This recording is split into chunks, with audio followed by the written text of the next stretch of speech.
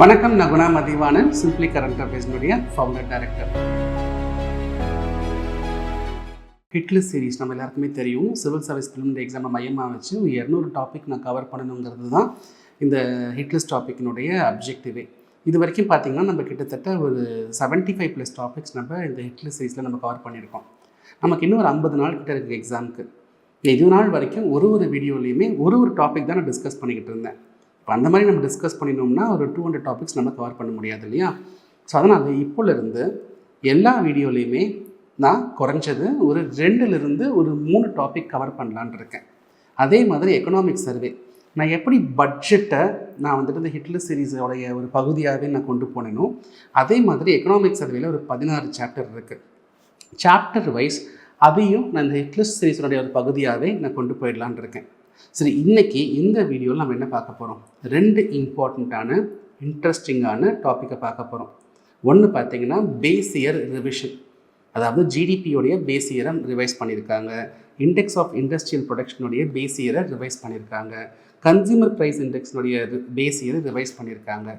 So இந்த base இயர்னால் என்ன, அதை ஏன் நம்ம ரிவைஸ் பண்ணணும், எந்த இன்டர்வலில் ரிவைஸ் பண்ணுறாங்க, இதை பற்றிலாம் நம்ம டிஸ்கஸ் பண்ண போகிறோம். இதுதான் முதல் டாபிக்.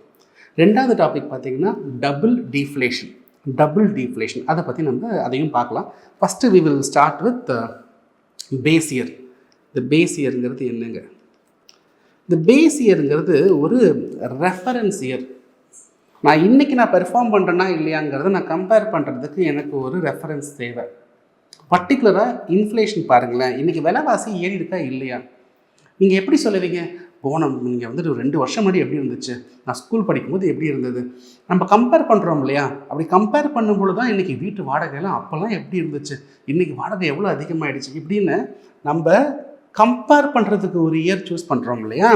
அந்த இயரை தான் நம்ம பேஸ் இயர்னு நம்ம சொல்கிறோம். இந்த பேஸ் இயர் ரொம்ப முக்கியங்க. இன்றைக்கி விலைவாசி எப்படி ஏறி இருக்குது, இன்றைக்கி நாட்டினுடைய ஒரு அவுட்புட், ப்ரொடக்ஷன் அவுட்புட், உண்மையான அவுட்புட் என்ன இப்படிங்கிறதுலாம் தெரிஞ்சுக்கிறதுக்கு, நம்ம எவ்வளோ வளர்ந்துருக்கோம் தெரிஞ்சுக்கிறதுக்கு எல்லாத்துக்குமே நமக்கு இந்த பேஸ் இயருங்கிறது ரொம்பவே ஹெல்ப்ஃபுல்லாக இருக்கும். சரி, இப்போ இந்த பேஸ் இயரை நம்ம எப்படி ஃபிக்ஸ் பண்ணுறாங்க நம்ம தெரிஞ்சுக்கலாம். இந்த பேஸ் இயரை நம்ம ரொம்ப தள்ளியும் ஃபிக்ஸ் பண்ணக்கூடாது, இந்த பேஸ் இயரை ரொம்ப கிட்டக்கும் வைக்கக்கூடாது. ஃபார் எக்ஸாம்பிள், இப்போ 2026 இன்றைக்கி விலைவாசி அதிகமாக இருக்கா இல்லையான்னு நான் தெரிஞ்சுக்கிறதுக்கு நான் ரெஃபர் பண்ணணும்ல, வேறு ஒரு வருஷத்தை ரெஃபர் பண்ணணும் இல்லையா? நான் என்ன பண்ணுறேன், அப்படியே 1947 சுதந்திரம் வாங்கின அன்னைக்கு நான் கம்பேர் பண்ணுறேன். அன்றைக்கி விலை எப்படி இருக்குது, இன்றைக்கி விலை எப்படி இருக்குது நான் கம்பேர் பண்ணினேன்னா என்ன ஆகும்? அன்றைக்கி 1 கிலோ தக்காளி 10 பைசாவாக இருந்திருக்கலாம், இன்றைக்கி ஒரு தக்காளி 1 கிலோ பார்த்திங்கன்னா, அன்றைக்கி 1 கிலோ தக்காளி 10 பைசாவாக இருந்திருக்கலாம், இன்றைக்கி 1 கிலோ தக்காளி பார்த்திங்கன்னா 50 ரூபாவாக இருந்திருக்கலாம். நான் அதையும் இதையும் கம்பேர் பண்ணேன்னா என்னமோ 2026 விலைவாசிங்கிறது அப்படியே வானுயர வளர்ந்துருக்குங்கிற மாதிரியான ஒரு எண்ணம் நமக்கு ஏற்படலாம் இல்லையா? ஸோ நம்ம ரொம்ப தள்ளியும் அந்த ரெஃபரன்ஸ் இயரை ரொம்ப தள்ளியும் வைக்கக்கூடாது. சரி, அதே சமயத்தில் நம்ம கொஞ்சம் கிட்டக்க வச்சுக்கலாமா? அதாவது 2025 நம்ம வந்துட்டு ஒரு ரெஃபரன்ஸ் இயராக வைக்கலாமா? அப்படியும் வச்சாலும் பிரச்சனை. இப்படி நம்ம ரொம்ப கிட்டக்க வச்சோன்னு வைங்களேன், நீங்கள் போன வருஷத்துக்கும் இந்த வருஷத்துக்கும் உங்களுக்கு என்ன பெரிய விலைவாசி மாற்றம் வந்திருக்க போகுது? போன வருஷத்துக்கும் இந்த வருஷத்துக்கும் ஒரு அவுட்புட்டில் என்ன உங்களுக்கு பெரிய மாற்றம் வந்துட போகுது? ஸோ நம்ம ரொம்ப கிட்டக்க வைக்கக்கூடாது. நம்ம ஒரு வேளை 2025 தான் நம்ம வச்சிட்டோன்னு வைங்களேன், இன்றைக்கி தக்காளி 2026 தக்காளி 50 ரூபா பெர் கிலோன்னு வச்சுக்கலாம். 2025 பார்த்தீங்கன்னா மேபி 49 ரூபா பெர் கிலோவாக இருந்திருக்கும், இல்லாட்டி 50 ரூபாயே இருந்திருக்கும். அப்போ இதையும் கம்பேர் பண்ணி இப்போ 2026 வந்துட்டு விலைவாசியே ஏறவே இல்லை, இன்ஃப்ளேஷனே இல்லை அப்படின்னு நம்ம சொல்லிடலாமா என்ன? அப்போது நம்ம ரொம்ப கிட்டக்கும் வைக்கக்கூடாது, நம்ம ரொம்ப தள்ளியும் வைக்கக்கூடாது. மன்மோகன் சிங் அவர்கள் வந்துட்டு பிரதமராக இருக்கும் பொழுது அவர் 2004, 2005 தான் அவர் பேஸ் இயராக வச்சுருந்தார். மோடி அவர்கள் பிரதம மந்திரியான பிறகு அதை 2011, 12 மாற்றினாங்க. இப்போ இன்றைக்கி ஜிடிபி கால்குலேஷனுக்கு 2022, 23, அதாவது ஜிடிபி கால்குலேஷனுக்கு 2022, 23 மாற்றிட்டாங்க. இண்டெக்ஸ் ஆஃப் இண்டஸ்ட்ரியல் ப்ரொடக்ஷனுக்கும் 2022, 23 மாற்றிட்டாங்க. அதே மாதிரி சிபிஐ கன்சியூமர் ப்ரைஸ் இண்டெக்ஸ் இன்ஃப்ளேஷனுக்கு பார்த்தீங்கன்னா பேஸ் இயரை 2024 மாற்றிட்டாங்க. அது 2012 இருந்ததை 2024 மாற்றிட்டாங்க. ரைட். சரி, நம்ம வந்துட்டு ரொம்ப தள்ளி இருக்கக்கூடாதுன்னு சொன்னோம், ரொம்ப கிட்டக்கும் இருக்கக்கூடாதுன்னு சொன்னோம். அப்படின்னா அது எந்த இன்டர்வலில் மாற்றுவாங்க? இதுவும் 4, 5ங்கிறீங்க, 11, 12ங்கிறீங்க, 22, 23ங்கிறீங்க. இதுக்கு நடுவில் பார்த்தீங்கன்னா டைம் வந்துட்டு வேறு மாதிரி இருக்குது. இதுக்கு நடுவில் பார்த்தீங்கன்னா 10 வருஷத்துக்கு மேலே ஆகிருக்கு. அப்போ எந்த இன்டர்வலில் இதை மாற்றுவாங்க? இதுக்கு ஒரு டெஃபினட்டான கேல்குலேஷன்லாம் இல்லைங்க. இது கரெக்டாக ஒரு 5 வருஷம் முடிஞ்சால் கண்டிப்பாக பேஸ் இயர் மாற்றணுங்கிறதெல்லாம் அந்த மாதிரி சட்டம்லாம் இல்லை. அது அங்கே ஆட்சியில் இருக்கிற அந்த அரசாங்கம் முடிவு பண்ணுறது தான். ஆனால் இந்த பேஸ் இயரை பார்த்தீங்கன்னா நம்ம கடந்த பேஸ் இயர்ஸ் எல்லாம் கம்பேர் பண்ணி பார்க்கும்பொழுது, இந்த ரிவிஷனை கம்பேர் பண்ணி பார்க்கும்போது ஒரு 5லேருந்து 7 வருஷத்துக்குள்ளே ஒரு வாட்டி ரிவைஸ் பண்ணிக்கிட்டே இருக்காங்க. சார், இப்படி 5 வருஷத்துக்கு ஒரு வாட்டி இல்லை 6 வருஷத்துக்கு வாட்டி ரிவைஸ் பண்ணுறாங்கன்னா, 2011-12லேருந்து 22-23ங்கிறதுக்கு நடுவில் பார்த்தீங்கன்னா 10 வருஷம் மேலே ஆகிருக்கு. ஏன் இவ்வளோ டிலே ஆச்சு இந்த பேஸை ரிவைஸ் பண்ணுறதுக்கு அப்படின்னு நமக்கு, அது ஜிடிபியாக இருக்கலாம், ஐஐபியாக இருக்கலாம், ஈவன் சிபிஐ கூட பாருங்கள், கிட்டத்தட்ட உங்களுக்கு 12 வருஷம் கழித்து ரிவிஷன் நடக்கிற மாதிரி இருக்கு இல்லையா? ஸோ உங்களுக்கு அந்த மாதிரி ஒரு எண்ணம் வரலாம். அப்போது ஏன் ஒரு டிலே நடந்திருக்கு இந்த வாட்டி இந்த பேஸ் இயர் ரிவைஸ் பண்ணுறதுன்னு பார்த்தீங்கன்னா, நம்ம ஒரு பேஸ் இயரை முடிவு பண்ணும் பொழுது அந்த பேஸ் இயர் ரொம்ப ஒரு ஸ்டேபிளான இயராக இருக்கணும். நான் இன்றைக்கி விலை வந்து ஏறி இருக்கா இறங்கியிருக்காங்கிறத நான் இன்னொரு பேஸ் இயரோட கம்பேர் பண்ணி பார்க்குறேன். இன்றைக்கி விலை ஏறி இருக்கா இறங்கியிருக்காங்கிறத நான் ஒரு பேஸ் இயரோட கம்பேர் பண்ணி பார்க்குறேன். அப்படி நான் பேஸ் இயரோட கம்பேர் பண்ணி பார்க்கும் பொழுது அந்த பேஸ் இயர் ஸ்டேபிளாக இருக்கணும்ல. இப்போ அந்த பேஸ் இயரில் வந்துட்டு உங்களுக்கு ஒரு பெரிய வார் இருக்குதுன்னு வைங்களேன், நாட்டில் இந்தியாவில் ஒரு பெரிய வார் நடக்குது.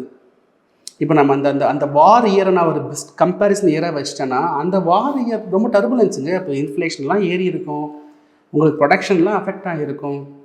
அப்போ அந்த மாதிரி ஒரு அன்ஸ்டேபிளான இயர் நம்ம எடுத்துக்கக்கூடாது. நம்ம ஒரு ஸ்டேபிளான இயர் தான் நம்ம எடுக்கணும். பார்த்தீங்கன்னா நம்ம பழைய பேஸ் இயர் 2011-12 இருந்துச்சுங்க. அங்கேருந்து கொஞ்சம் ட்ராவல் பண்ணி வருவோம். 2016 டிமானிட்டைசேஷன். இந்த டிமானிட்டைசேஷனால் பார்த்தீங்கன்னா பணப்புழக்கங்கிறது சில மாதங்களுக்கு அஃபெக்ட் ஆகிருந்தது. சில மாதங்களுக்கு அஃபெக்ட் ஆகிருந்தாலுமே அந்த வருஷத்தினுடைய டோட்டல் அவுட்புட்டாக இருக்கலாம், ப்ரைஸஸாக இருக்கலாம், அதுவுமே அஃபெக்ட் ஆகிருந்தது. அப்போ 2016 நம்ம சூஸ் பண்ணலாமா? அது ஒரு நல்ல ஆண்டு இல்லை. சரி, 2017 சூஸ் பண்ணலாமா? அங்கே தான் நம்ம ஜிஎஸ்டி ரிஃபார்ம்ஸை கொண்டு வந்தோம். இந்த மாதிரி ஒரு ரிஃபார்ம்ஸ் கொண்டு வரும்போது இமீடியட்டாக பார்த்தீங்கன்னா எக்கனாமியில் சில கிரைசிஸ் ஏற்படும். அது நார்மல், சகஜம்தான். கொஞ்சம் நாள் கழித்த பிறகு தான் அது ஸ்டெபிலைஸ் ஆகும். அப்போது 17 சூஸ் பண்ணுறதுமே ஒரு ரைட்டான விஷயமா இருக்காது. சரி, நம்ம 2018 சூஸ் பண்ணலாமா? பார்த்திங்கன்னா அப்போ தான் ட்ரம்ப் அமெரிக்காவில் வந்துட்டு பிரசிடெண்ட் ஆகியிருந்தார். இப்போ எப்படி ட்ரேட் வார் பண்ணிக்கிட்டு இருக்காரோ அதே மாதிரி ட்ரேட் வார் தான் 2018 இருந்துச்சு. ஏன் 2019 அப்படி தான் இருந்துச்சு. ட்ரேட் வார், கரன்சி வார், ரைட். இப்போ 2019 நம்ம இந்தியாவுடைய ஜிடிபி எடுத்து பார்த்தீங்கன்னா அது ரொம்ப ஸ்லோ டவுன் போய் ஆகிட்டு இருந்தது. 2019 நம்ம ஜிடிபி ரொம்பவே கீழே ரொம்ப ஸ்லோ டவுனாக நோக்கி போய்கிட்டு இருந்தது. 2020க்கு மேலே நான் சொல்லணும்னு அவசியமே இல்லை. 2020, 2021 பார்த்தீங்கன்னா கோவிட் இயர்ஸ். அப்போ கோவிட் இயரில் பார்த்தீங்கன்னா க்ரைசிஸ் தான். அப்போ 2022, 23 இங்கேயுமே பார்த்தீங்கன்னா ரஷ்யா யுக்ரைன் வார்லாம் இருந்துச்சுங்க. பட் இருந்தாலுமே மற்ற வருஷத்தெல்லாம் கம்பேர் பண்ணும்பொழுது 22, 23 கொஞ்சம் ஸ்டேபிளான இயராக இருக்கிறதுனால தான் ஜிடிபி கேல்குலேஷனுக்கும் இண்டெக்ஸ் ஆஃப் இண்டஸ்ட்ரியல் ப்ரொடக்ஷன் கேல்குலேஷனுக்கும் 2022, 23 ஒரு பேஸ் இயராக சூஸ் பண்ணிட்டாங்க. சரி, சிபிஐக்கு ஏன் சார் 2024 சூஸ் பண்ணினாங்க? சிபிஐக்கு அதுக்கும் ஒரு காரணம் இருக்குது. இப்போது 2020, 21 பார்த்திங்கன்னா கோவிடுங்க. இந்த கோவிட்லேருந்து நம்ம தப்பிக்கிறதுக்கு நம்ம கவர்மெண்ட் என்ன பண்ணாங்க? லாக்டவுன்லாம் போட்டாங்க. இந்த லாக்டவுன்லாம் போடுறதுனால நிறைய இண்டஸ்ட்ரீஸ் அவங்களால வந்துட்டு இண்டஸ்ட்ரீஸை ரன் பண்ணவே முடியலை. அதனால் அவுட்புட் எல்லாமே அஃபெக்ட் ஆகிடுச்சு. இந்த லாக்டவுனால் ஜிடிபி வந்துட்டு ரொம்பவே நம்ம கீழே ரொம்ப கான்ட்ராக்ட் ஆகி ரொம்ப கீழே நெகட்டிவ் க்ரோத் ரேட்டுக்கு நம்ம போயிட்டோம் ஜிடிபியில் பார்த்தீங்கன்னா. ஸோ அங்கேருந்து நம்மளை மீட் எடுக்கிறதுக்காக நம்ம ஒன்ஸ் இந்த வேக்சினேஷன்லாம் ஓரளவுக்கு பரவலாக பண்ண பிறகு கவர்மெண்ட் நம்ம லாக்டவுன் ரிலாக்ஸ் பண்ண பிறகு கவர்மெண்ட் என்ன பண்ணினாங்கன்னா நிறைய ஃபிஸ்கல் ஸ்டிமுலஸ் பேக்கேஜ் அனௌன்ஸ் பண்ணாங்க. ஆத்ம நிர்பார் பேக்கேஜ் ஞாபகம் இருக்கும்னு நினைக்கிறேன். கிட்டத்தட்ட 20 லட்சம் கோடிக்கு மேலே பணப்புழக்கத்தை அதிகப்படுத்தினாங்க. ஆர்பிஐயும் அவங்களுடைய மானிட்டரி பாலிசிஸ் மூலியமாகவுமே பணத்தை எக்ஸ்பேண்ட் பண்ணாங்க. இப்படி இந்த பண சப்ளை அதிகமாக எக்ஸ்பேண்ட் பண்ணதுனால ஒரு பக்கம் நம்ம நாட்டினுடைய வளர்ச்சி ரொம்ப அதிகமானாலும் இன்னொரு பக்கம் நம்ம நாட்டினுடைய இன்ஃப்ளேஷன் ரொம்பவே அதிகமாகிடுச்சு. இந்தியாவில் மட்டும் இல்லை, உலகம் ஃபுல்லாகவே பார்த்திங்கன்னா உங்களுக்கு இன்ஃப்ளேஷன் ரொம்ப அதிகமாகிடுச்சு. அப்போ இந்த இன்ஃப்ளேஷன் அப்புறமா நம்ம க்ரோத் அச்சீவ் பண்ணோம், ஆனால் கான்சிக்வன்ஸ் இன்ஃப்ளேஷன் அதிகமாகிடுச்சு. அப்புறம் அதை கண்ட்ரோல் பண்ணி நம்ம கொஞ்சம் ஸ்டேபிளாக வரத்துக்கு 2024 ஆகிடுச்சு. ஸோ அங்கே ஸ்டேபிள் ஆகி நம்ம இந்த ஸ்டேபிள் இயரை சிபிஐயுடைய பேஸ் இயராக நம்ம சூஸ் பண்ணிட்டோம். ரைட்? சரி, இப்போ உங்களுக்கு பேஸ் இயர் ரிவிஷன் புரிஞ்சிருச்சு. பட் நான் கூடவே இன்னும் கொஞ்சம் இன்ஃபர்மேஷனையும் ஷேர் பண்ணுறேன். இந்த ஜிடிபி கேல்குலேஷன் இருக்கு இல்லையா, அந்த மெத்தட், ஜிடிபி கேல்குலேஷன் மெத்தட் இருக்கு இல்லையா, 2015 கவர்மெண்ட் ஒரு மாற்றம் கொண்டு வந்தாங்க. 2015க்கு முன்னாடி பார்த்திங்கன்னா நம்ம இந்த அவுட்புட்டை வந்துட்டு ப்ராடக்ட் மெத்தட் மூலிமா நம்ம கேல்குலேட் பண்ணினோம். 2015க்கு அப்புறமா அந்த அவுட்புட்டை ஜிவிஏ, கிராஸ் வேல்யூ அடிஷன் அப்படிங்கிற மெத்தட் மூலிமா நம்ம கேல்குலேட் பண்ணோம். அந்த மெத்தடில் எந்த மாற்றமும் இல்லை, நம்ம அதே மெத்தட் தான் கண்டினியூ பண்ணுறோம். சில மாற்றங்கள் சோர்ஸஸில் கொண்டு வந்திருக்காங்க. அது மாற்றம் சொல்ல முடியாது, எக்ஸ்பேண்ட் பண்ணியிருக்காங்க. நம்ம ஜிடிபி, ஒரு நாட்டினுடைய ஒட்டுமொத்த அவுட்புட்டை மெஷர் பண்ணுறதுக்கு எதை வச்சு மெஷர் பண்ணுறோம்? MCA 21 ஒரு டேட்டாங்க, ministry of corporate affairs 21st century portal. அந்த வெப்சைட்டில் இருக்கிற டேட்டா ஒரு 5 லட்சம் கம்பெனிங்க ஃபேக்ட்ரியோடைய அவுட்புட்டை கொடுக்கும் அந்த டேட்டா. அதை பிரதானமான டேட்டாவாக வச்சு ஜிடிபி கேல்குலேஷனை கவர்மெண்ட் பண்ணிகிட்டு இருந்தாங்க. இப்போ என்ன பண்ணுறாங்க, இந்த சோர்ஸஸில் ஆட் பண்ணுறாங்க. இது கூட இந்த ஜிஎஸ்டி இன்ஃபர்மேஷன் ஆட் பண்ணுறாங்க.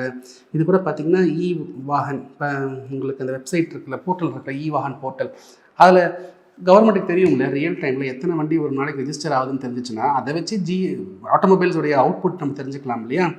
அதே மாதிரி பப்ளிக் ஃபினான்ஷியல் மேனேஜ்மெண்ட் சிஸ்டம்னு 2009 நினைக்கிறேன், மினிஸ்ட்ரி ஆஃப் ஃபினான்ஸ் கீழே இந்த பிஎஃப்எம்எஸ் போர்ட்டல் கொண்டு வந்தாங்க. இந்த போர்ட்டலில் கவர்மெண்ட்டோடைய எக்ஸ்பெண்டிச்சர் நமக்கு கிளியராக தெரியுங்க. ஏகப்பட்ட ஸ்கீம்ஸை இம்ப்ளிமெண்ட் பண்ணுறதுக்கு ரியல் டைமில் தினம் எவ்வளோ செலவாகிட்டு இருக்கு அப்படிங்கிற இன்ஃபர்மேஷனை கவர்மெண்ட் தெரிஞ்சுப்பாங்க. அதே மாதிரி உங்களுக்கு பீரியாடிக் லேபர் ஃபோர்ஸ் சர்வே மூலிமா வர டேட்டா, அதே மாதிரி உங்களுக்கு அன்ஆர்கனைஸ் செக்டருடைய டேட்டா தெரிஞ்சுக்கிறதுக்காக ஆனுவல் சர்வே ஆஃப் அன்இன்கார்பரேட்டட் என்டர்பிரைசஸ் அப்படின்னு ஒரு சர்வே இருக்குது. இந்த சர்வே டேட்டா இதெல்லாமும் சேர்த்து ஜிடிபி கேல்குலேஷனை இன்னும் பெட்டராக ஆக்கியிருக்காங்க. இந்த மாற்றத்தையும் ரீசெண்டாக கொண்டு வந்தாங்க. ரைட்? ஸோ உங்களுக்கு பேஸ் இயர் பற்றியும் உங்களுக்கு புரிஞ்சிருக்கும். இந்த ஜிடிபி டேட்டாஸ் இதை பற்றியும் உங்களுக்கு வந்துட்டு ஒரு கிளாரிட்டி கிடச்சிருக்கும். இப்போ அடுத்த டாபிக் பார்த்திங்கன்னா டபுள் டீஃப்ளேஷன்.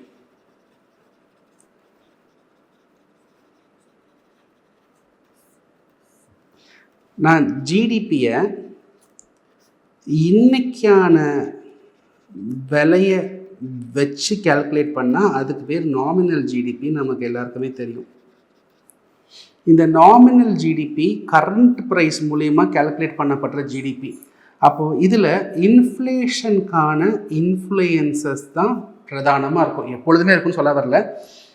இந்த நாமினல் ஜிடிபி, இந்த கரண்ட் ப்ரைஸில் வருஷம் விலைவாசி ஏறிக்கிட்டே போகுது. ஸோ நாமினல் ஜிடிபி கொஞ்சம் விலைவாசி உயர்ந்து தான் இருக்கும்னு நமக்கு தெரியும். அப்போது இந்த ஜிடிபியில் பார்த்தீங்கன்னா இந்த இன்ஃப்ளேஷனோட இன்ஃப்ளூயன்ஸும் இருக்குது இல்லையா. இந்த இன்ஃப்ளூயன்ஸ் இல்லாமல், இந்த நாமினல் ஜிடிபியோடைய இன்ஃப்ளூயன்ஸ் இல்லாமல் நான் கேல்குலேட் பண்ணுறதுக்கு பேர் தான் ரியல் ஜிடிபி. இந்த ரியல் ஜிடிபியை கேல்குலேட் பண்ணுறதுக்கு தான் அந்த பேஸ் இயர்லாம் நமக்கு ரொம்பவே உதவியாக இருக்கும். சரிங்களா? இப்போது இது இன்னும் கொஞ்சம் ஈஸியாக புரிஞ்சுக்கிறதுக்கு, நிறைய பேருக்கு இந்த பேசிக்ஸ்லாம் தெரியும், பட் டக்குன்னு ஈஸியாக புரிஞ்சுக்கிறதுக்கு ஒரு எக்ஸாம்பிள் எடுத்துக்கலாம். நம்ம ப்ரெட் எடுத்துக்கலாமே, ஒரு பேக்கெட் ப்ரெட் எடுத்துக்கலாம். இன்றைக்கி 2026 இந்த ப்ரெட்டினுடைய விலை பார்த்திங்கன்னா 100 ரூபான்னு வைங்களேன். இது nominal price of the bread. இன்னைக்கு கரண்ட் ப்ரைஸ். ஆனால் இது 100 ரூபாங்கிறது விலை ஏறி இருக்குது, விலைவாசி ஏறினதுனால ப்ரெட்டு விலை ஏறி இருக்குது. அந்த விலைவாசியை நான் கட் பண்ணி விலைவாசி இல்லாமல் அந்த ப்ரெட்டோடைய உண்மையான வேல்யூ என்ன அப்படின்னு பார்த்தா 70 ரூபா தான். உண்மையான வேல்யூங்கிறது 70 ரூபா. அப்போ அதுதான் அந்த ரியல் ப்ரைஸ். இந்த 100 ரூபாங்கிறது அதில் இன்ஃப்ளேஷன் இருக்குது. அந்த இன்ஃப்ளேஷனை நான் ரிமூவ் பண்ணிட்டேன்னா எனக்கு ரியல் ப்ரைஸ் கிடைக்கும். அதுதான் இங்கேயும் இருக்குது. நாமினல் ஜிடிபிங்கிறது கரண்ட் ப்ரைஸில் கேல்குலேட் பண்ணுற ஒரு ஜிடிபி. அதில் இன்ஃப்ளூயன்ஸ் இருக்கும், ஜென்ரலாக இருக்கும், எப்பொழுதுமே இருக்குன்னு கிடையாது, ஜென்ரலாக இருக்கும். அந்த இன்ஃப்ளூயன்ஸை நான் கட் பண்ணிவிட்டு நான் கேல்குலேட் பண்ணுறேன் பார்த்தீங்களா, உண்மையான ஒரு ஜிடிபி. அதுதான் இந்த ரியல் ஜிடிபி. இப்போது இங்கே என்னென்னா, இந்த 100 ரூபாங்கிறது ப்ரெட்டு தான் அவுட்புட்டு. இந்த ப்ரெட்டு தயாரிக்கிறதுக்கு நிறைய இன்புட் தேவைப்படும் இல்லையா. பால் தேவைப்படும், கோதுமை தேவைப்படும், சர்க்கரை தேவைப்படும், அது இன்புட்டு. நான் இங்கே என்ன பண்ணியிருக்கேன், இந்த நார்மல் மெத்தடாலஜியில் இந்த அவுட்புட் 100 ரூபாங்கிற அவுட்புட்டை 70 ரூபாவை மாற்றியிருக்கேன். ஆனால் இங்கே பாருங்கள், எனக்கு கோதுமை தேவைப்படும், எனக்கு பால் தேவைப்படும், எனக்கு சுகர் தேவைப்படும். ஸோ அவுட்புட்டோடைய இன்ஃப்ளூயன்ஸை மட்டும் நான் கட் பண்ணிட்டேன்னா அது டீஃப்ளேஷனுங்க. ஆனால் இந்த கேல்குலேஷன் ப்ராசஸில் நான் இந்த இன்புட் இந்த ரியலில் கால்குலேட் பண்ணும் பொழுது இந்த கோதுமைக்கும் இன்ஃப்ளேஷன் இருக்கும் இல்லையா, அதையும் கட் பண்ணுவோம். இந்த பாலுக்கும் இன்ஃப்ளேஷன் இருக்கும் இல்லையா, அதையும் கட் பண்ணுவோம். இந்த சர்க்கரைக்கும் இன்ஃப்ளேஷன் இருக்குல்ல, அதையும் கட் பண்ணுவோம். அவுட்புட்டில் இருக்கிற இன்ஃப்ளேஷனை மட்டும் கட் பண்ணாதீங்க, இன்புட்டில் இருக்கிற இன்ஃப்ளேஷனையும் கட் பண்ணி அதுக்கப்புறம் உண்மையான ஜிடிபி கால்குலேட் பண்ணுங்கள். அந்த அவுட்புட் இன்ஃப்ளேஷன், இன்புட் இன்ஃப்ளேஷன், அது ரெண்டுத்தையும் நான் அட்ஜஸ்ட் பண்ண பிறகு நான் கால்குலேட் பண்ணுறேன் பார்த்தீங்களா, அந்த ரெண்டுத்தையும் அட்ஜஸ்ட் பண்ணுறது தான் டபுள் டீஃப்ளேஷன். வெறும் அவுட்புட் மட்டும் நான் அட்ஜஸ்ட் பண்ணிட்டேன் அப்படின்னா அது டீஃப்ளேஷனுங்க. அவுட்புட் இன்புட் ரெண்டுத்தையுமே நான் அட்ஜஸ்ட் பண்ணிட்டேன்னா அதுக்கு பேர் தான் டபுள் டீஃப்ளேஷன். ஸோ இந்த நாமினல் ஜிடிபிலேருந்து இந்த ரியலுக்கு நான் கால்குலேட் பண்ணும்பொழுது டீஃப்ளேட் மட்டும் பண்ணாதீங்க, டபுள் டீஃப்ளேட் பண்ணி கால்குலேட் பண்ணுங்கள் அப்படின்னு ஒரு சின்ன சேஞ்ச் கொண்டு வந்திருக்காங்க மெத்தடில். இது ஒரு டெர்மினாலஜிங்க, இதை ரொம்ப யோசிச்சிடாதீங்க. அவுட்புட்டையும் அட்ஜஸ்ட் பண்ணுறோம், இன்புட்டையும் அட்ஜஸ்ட் பண்ணுறோம், அந்த அளவுக்கு மட்டும் தெரிஞ்சுக்கோங்க. ஏன்னா நமக்கு ஒன்றும் கால்குலேஷன்லாம் ஒன்று கேட்க போகிறது கிடையாது, நம்ம ஸ்டாட்டிஸ்டிக்ஸ் எக்ஸாமுக்கும் படிக்கிறதும் கிடையாது. நம்ம ரொம்ப நம்பர்ஸ்குள்ளே இந்த டாப்பிக்கு ரொம்ப நம்பர்ஸ்குள்ளே போய்ட்டு மாட்டிப்போம். ஸோ டபுள் டீஃப்ளேஷனுங்கிறது நீங்கள் அவுட்புட்டையுடைய இன்ஃப்ளேஷனையும் அட்ஜஸ்ட் பண்ணி ரியல் கண்டுபிடிக்கிற மாதிரியே இன்புட்டோடைய இன்புட்ஸோடைய இன்ஃப்ளேஷனையும் அட்ஜஸ்ட் பண்ணி அதோடைய ரியலையும் எடுத்து அந்த ரியல் இன்புட் அதன் மூலியமாக வர ரியல் அவுட்புட் அப்படி கால்குலேட் பண்ணுங்கள் அப்படின்னு முடிவு பண்ணியிருக்காங்க. இதுதான் டபுள் இன்ஃப்ளேஷன். ரைட், உங்களுக்கு இந்த 2 டாப்பிக்குமே நல்லா கிளியராக உங்களுக்கு புரிஞ்சிருக்குன்னு நான் நம்புகிறேன். ஸோ ஏதாவது டவுட் அப்படி இருக்குன்னா நீங்கள் கமெண்ட் செக்ஷனில் கொடுங்க. உங்களுக்கு நம்ம இனிஷியேட்டிவ்ஸ் பற்றி என்ன ஃபீட்பேக் இருந்தாலும் நீங்கள் கமெண்ட் செக்ஷனில் கொடுங்க. உங்கள் ஃபீட்பேக் தான் எங்களுடைய ரியல் மோட்டிவேஷன். ரைட், நான் உங்களை அடுத்த வீடியோவில் இன்ட்ரெஸ்டிங் டாப்பிக்கோடு சந்திக்கிறேன். அது வரைக்கும் பாய் ஃப்ரம் குணா மதிவாணன்.